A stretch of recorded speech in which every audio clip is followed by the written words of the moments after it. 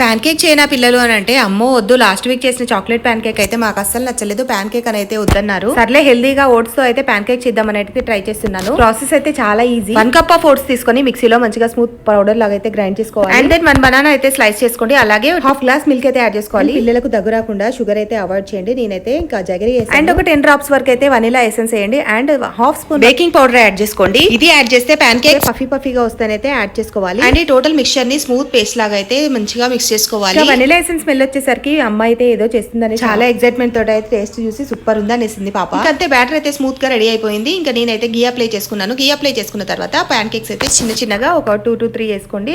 వీలైతే 4 కూడా యాడ్ చేసుకోవచ్చు. అండ్ ఫ్లేమ్ అయితే సిమ్ లో ఉంచుకోండి. వన్స్ పైన అయితే బబుల్స్ కనిపించాక దాన్ని ఒకసారి తిప్పేసుకోండి. ఇవైతే స్మెల్లే కాదు టేస్ట్ కూడా చాక్లెట్ వాటి కంటే మనం ఇంట్లో ఓట్స్ తో చేసిన ప్యాన్ కేక్స్ అయితే చాలా బాగా వచ్చాయి. టేస్ట్ కూడా చాలా నచ్చాయి పిల్లలకి. కలర్ చూస్తేనే తినబుద్ధి అవుతుంది కదా. ఇంకెందుకు లేటు, మీరు కూడా చేసుకోండి. అలాగే సబ్స్క్రైబ్.